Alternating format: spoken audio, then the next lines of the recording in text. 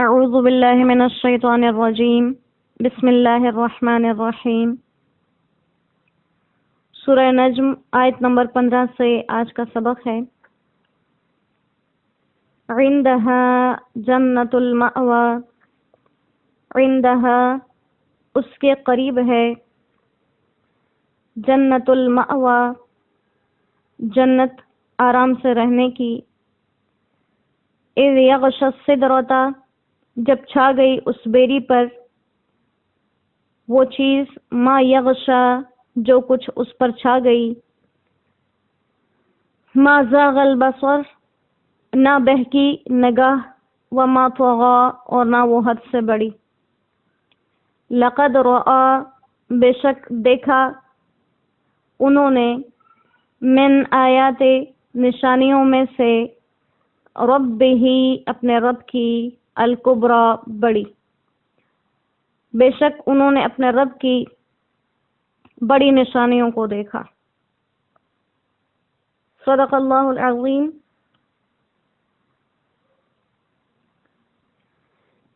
سورہ نجم میں قرآن کریم کے برحق اور ہر طرح کے شک و شبہ سے پاک ہونے کے لیے دلائل کو ذکر کیا، اور اتنی تفصیل سے اس واقعے کو ذکر کیا کہ انسان کے ذہن میں آنے والے سوالات کو ہر طرح سے تسلی بخش جوابات دیے۔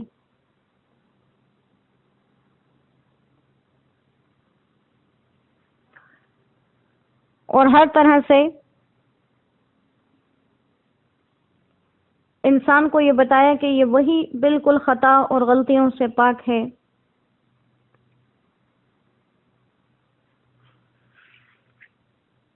اس کے ضمن میں آپ صلی اللہ علیہ وسلم کو جن کے ذریعے وحی بھیجی جاتی ان کا بھی تذکرہ کیا، جبریل امین کے صفات کا تذکرہ ہے، دوسری دفعہ کی رؤیت کا تذکرہ چل رہا ہے کہ دوسری دفعہ کہاں دیکھا۔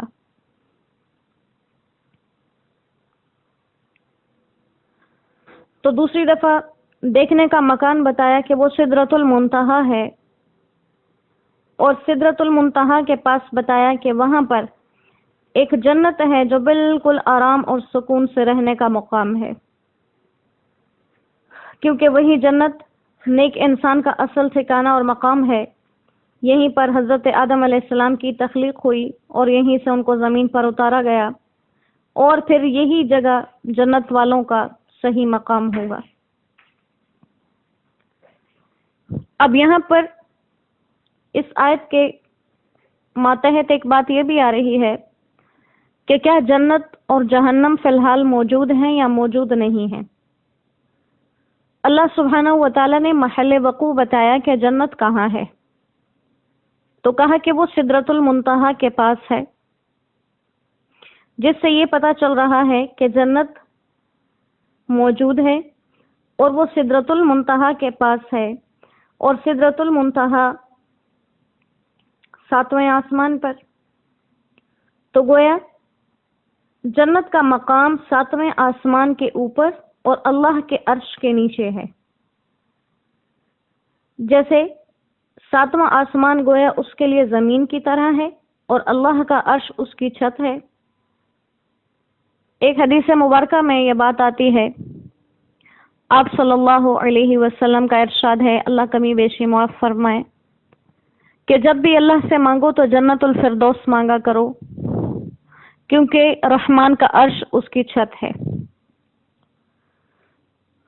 تو یہ جنت کا تو محل وقوع بتایا کہ وہ موجود ہے۔ اب جہنم موجود ہے یا نہیں ہے، اس کا محل وقوع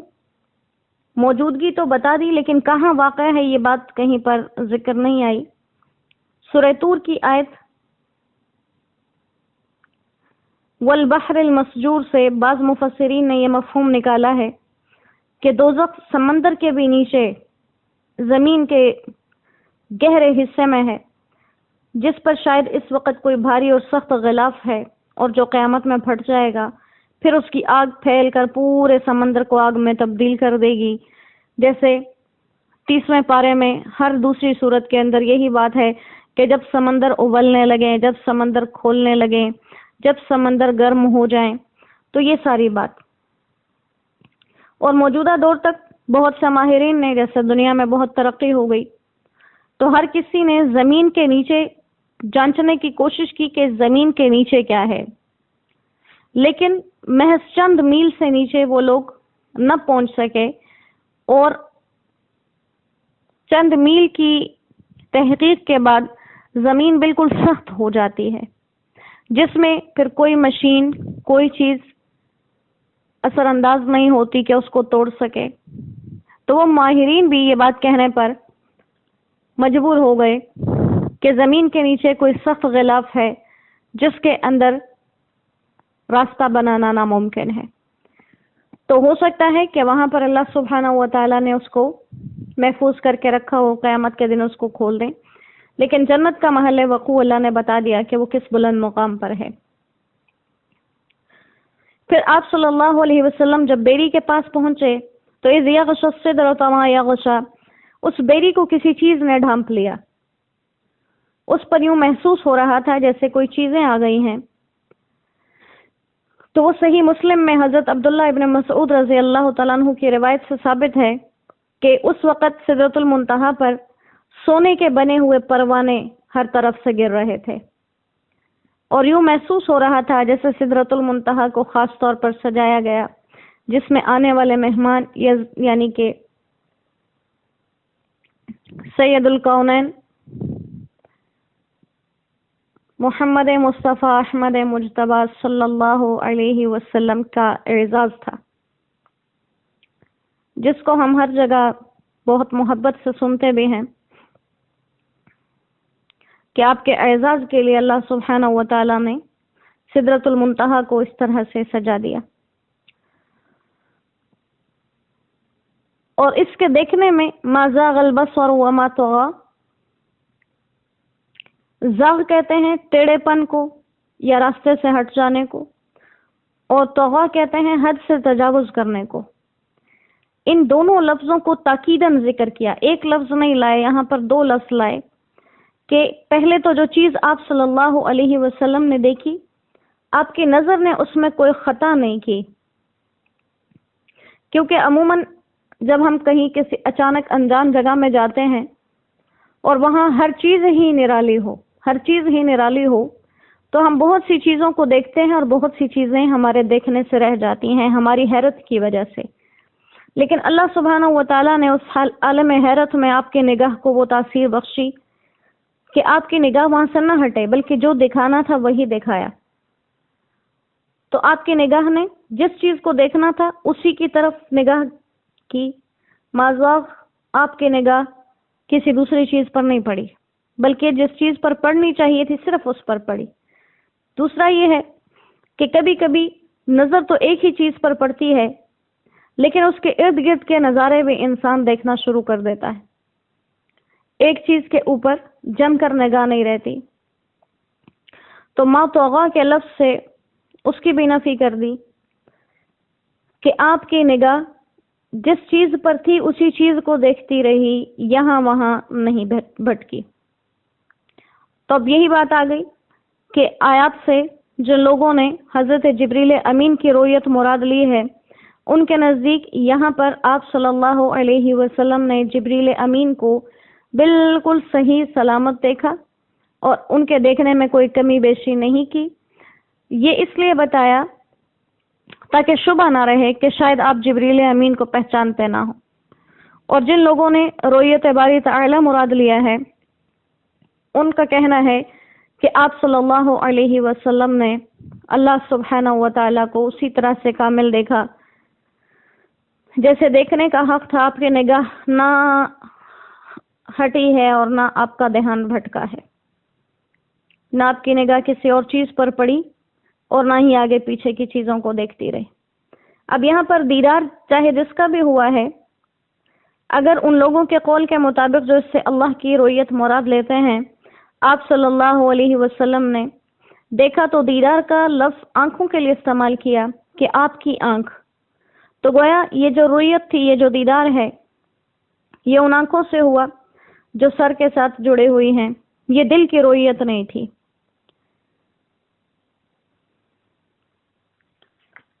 یہ جو مسئلہ ہے رویت باری تعالیٰ کا، اس میں صحابہ کرام کے دور سے ہی اختلاف رہا ہے۔ بعض صحابہ اس کے قائل ہیں کہ آپ نے اپنی آنکھوں سے ہی اللہ سبحانہ و تعالیٰ کا دیدار کیا، اور بعض اس کا انکار کرتے ہیں۔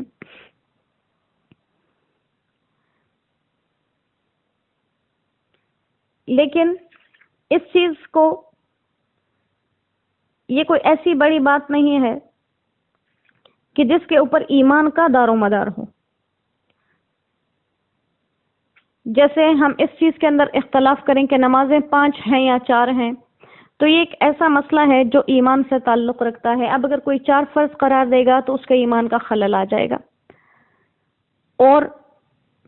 ایک نماز فرض کا انکار کرنے سے وہ کفر میں بھی داخل ہو سکتا ہے۔ رویت باری تعالیٰ کا مسئلہ ایسا ہے جس سے ہمارے اعمال کو دخل نہیں ہے،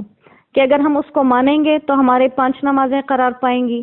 اور اگر ہم یہ مانیں گے کہ آپ صلی اللہ علیہ وسلم نے اللہ سبحانہ و تعالیٰ کا دیدار نہیں کیا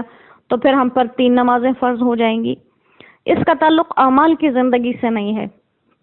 لہذا اکثر صحابہ کرام نے، علماء نے، سلف نے اس کے بارے میں سکوت ہی بہتر سمجھا ہے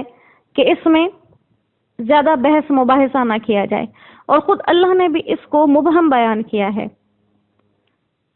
اگر اللہ سبحانہ و تعالیٰ چاہتے کہ وہ خود بیان کر دیں کہ اللہ ہی کو دیکھا، تو اللہ سبحانہ و تعالیٰ وضاحت سے اپنے نام کو جگہ جگہ ذکر کر دیتے، اور اگر اللہ یہ بتانا چاہتے کہ یہ رویت جبریل امین کی تھی تو جبریل امین کا نام جگہ جگہ لکھ دیتے، لیکن اللہ اس معاملے کو خود ہی مبہم رکھنا چاہتے تھے، اور جو باتیں اللہ مبہم چھوڑ دے اس کی تحقیق میں پڑھنا بیکار ہے۔ لہذا جیسے بھی دیکھا کیف وکانا، جیسے بھی وہ دیدار تھا اور جیسے بھی دیکھا، ہمارا اس پر یقین ہے کہ جو اللہ نے فرمایا وہ حق بھی ہے، وہ سچ بھی ہے۔ اللہ ہمارے ایمان کی سلامتی ہمیں عطا فرمائے۔ اور کہا کہ وَلَقَدْ رَأَىٰ مِنْ آيَاتِ رَبِّهِ الْكُبْرَىٰ، اپنے رب کی بڑی بڑی نشانیوں میں سے نشانیوں کو دیکھا۔ تو اس بڑی نشانی سے بھی بعض لوگ جبریل امین اور معراج کے تمام واقعات مراد لیتے ہیں، اور بعض لوگ اس سے اللہ سبحانہ و تعالیٰ کا دیدار مراد لیتے ہیں، اور یہ دونوں باتیں ہی مراد ہو سکتی ہیں، کیونکہ اللہ نے بڑی بڑی نشانیاں کہیں، اور اللہ کی ذات سب سے بڑی ایک نشانی ہے۔ تو یہاں پر پہلی بات جس کے اوپر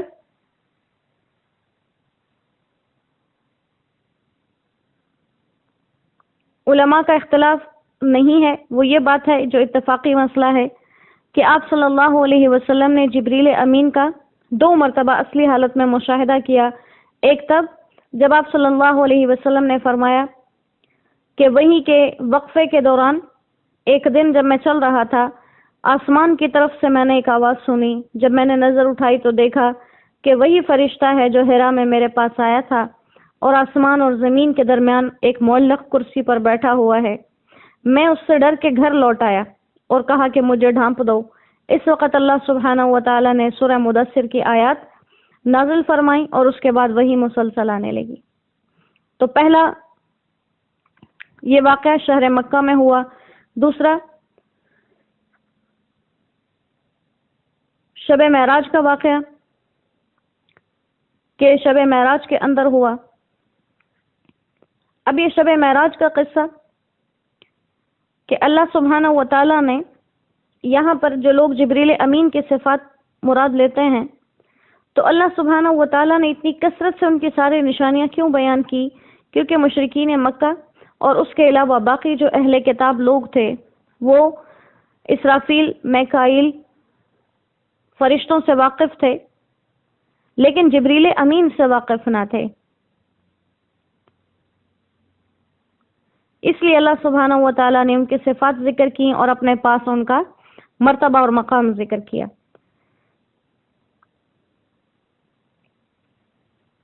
پھر آگے اللہ سبحانہ و تعالیٰ نے ان تمام نشانیوں کو وضاحت سے ذکر کیا اور کہا کہ بلا شبہ یہ رب کی طرف سے بہت ہی بڑی نشانیاں تھیں۔ اب ما زاغ البصر وما طغى، آپ کی نگاہ نے صحیح دیکھا، نہ آپ کی نگاہ اپنے مشاہدے کی چیز سے ہٹی اور نہ کسی دوسری چیز کے دیکھنے میں مبتلا ہوئی۔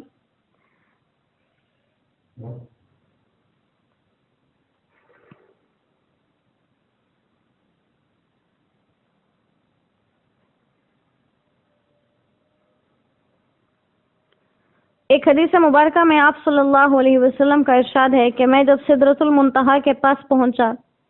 تو مجھے بادلوں کی طرح کسی چیز نے گھیر لیا،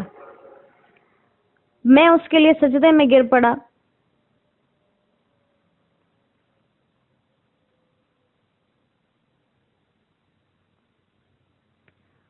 اور کہا کہ قیامت کے دن بھی محشر میں حق تعالی کا ظہور اسی طرح ہوگا جو قرآن کریم کی ایک آیت میں ہے کہ اللہ سبحانہ و تعالی بادلوں کے سائے کی طرح کسی چیز کے اندر اپنا جلال فرمائیں گے۔ تو لہٰذا وہ لوگ جو اللہ سبحانہ و تعالیٰ کی رؤیت مراد لیتے ہیں وہ ان کو اپنی دلیل بناتے ہیں، اور جو جبریل امین کی رؤیت مراد لیتے ہیں وہ اس کو بھی ثابت کرتے ہیں۔ تو اس سے جو بھی مراد ہو، حقیقت اللہ کے علم میں ہے، لیکن ایمان والوں کے لیے یہ کافی ہے کہ اللہ سبحانہ و تعالیٰ اس قرآن کریم کے اپنی جانب سے ہونے اور برحق ہونے کے لیے اتنے وضاحت سے دلائل پیش کر رہے ہیں، اور خود اپنے اور اپنے اس فرشتے کی صفات کا بھی تذکرہ کر رہے ہیں جو وہی لا رہے ہیں۔ اور دنیا کے اندر انسان جیسے بھی زندگی گزارے، لیکن جنت میں اہل جنت کے لیے اللہ سبحانہ و تعالیٰ کی زیارت کی خوشخبری ہے، اور جنت میں جانے کے بعد انسان یہ زیارت کر سکے گا، کیونکہ دنیا کی نگاہ فانی ہے، اللہ کی ذات باقی ہے، اس فانی نگاہ سے اس باقی ذات کا دیدار نہیں ہو سکتا۔ اللہ ہمیں اپنے دیدار سے محروم نہ کریں۔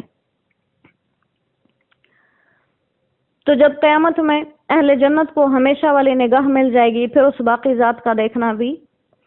ممکن ہو جائے گا۔ اب اگر اس پر کوئی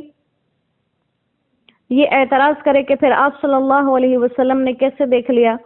تو اعتراض کرنے والوں کے اعتراض میں ہی جواب پوشیدہ ہے کہ آپ صلی اللہ علیہ وسلم نے جو اللہ سبحانہ و تعالیٰ کی زیارت کی ہے وہ معراج پر جا کے کی ہے، اور معراج دنیا سے باہر ہے، وہ دنیا میں شامل نہیں ہے، وہ دنیا کے مقام سے نکل کر ہے۔ لہٰذا جب اس دنیا سے نکالے تو آپ کی صفات میں اللہ سبحانہ و تعالیٰ نے اضافہ فرما دیا، لہٰذا اگر وہاں پر آپ کو اپنا دیدار کروایا تو یہ کوئی عجیب بات نہیں ہے۔ جیسے شب معراج کے بعد آنے کے آپ صلی اللہ علیہ وسلم نے وہ سارے واقعات جو ذکر کیے شب معراج کے، تو ہر ایک واقعہ ایسا ہے، آپ نے جنت کو دیکھا، جہنم کو دیکھا، جنتیوں کو دیکھا، جہنمیوں کو دیکھا، انبیاء سے ملاقاتیں کی، نماز کے تحفے لیے، یہ سب بالکل عقل اور فہم سے ماورا چیزیں ہیں جو اللہ نے آپ کے لیے کی۔ لہذا آپ کی شان سے اگر اللہ نے آپ کو اپنی زیارت کروا دی تو یہ کوئی بعید بات نہیں ہے۔ اللہ کریم ہمیں اس پاکیزہ کتاب کی محبتیں عطا فرمائے، اور اپنے پیارے حبیب محمد مصطفیٰ صلی اللہ علیہ وسلم کی اور وہی لانے والے اس پاکیزہ فرشتے کی محبتیں اللہ ہمیں نصیب فرمائے، اور جبریل امین کے دل میں بھی اللہ ہماری محبتیں ڈال دیں۔ جو کمی بیشی اس تفسیر کے بیان کرنے میں ہوئی، کوئی الفاظ جو گستاخی کے نکل گئے، جو سننے میں کوئی گستاخی ہو جائے، اللہ کریم اس کو ہمارے لیے معاف فرما دیں۔ ہم خطا کار ہیں، کمزور ہیں، اور اللہ اتنی بڑی سعادت ہمیں دے دے کہ اپنے کلام کے سامنے بیٹھ کر آج سے 1450 سال پہلے کے واقعات اور ازل سے یہ لکھی ہوئی جو چیزیں ہیں، اللہ ہمیں ان کی کیسے قدم قدم سیر کروا رہے ہیں، یہ اس کی محبتوں کی انتہا ہے۔ اللہ کریم اپنی محبتیں ایسے ہم سے نبھا کے رکھیں۔ وما علینا الا البلاغ وآخر دعوانا ان الحمد للہ رب العالمین۔ السلام علیکم ورحمۃ اللہ وبرکاتہ۔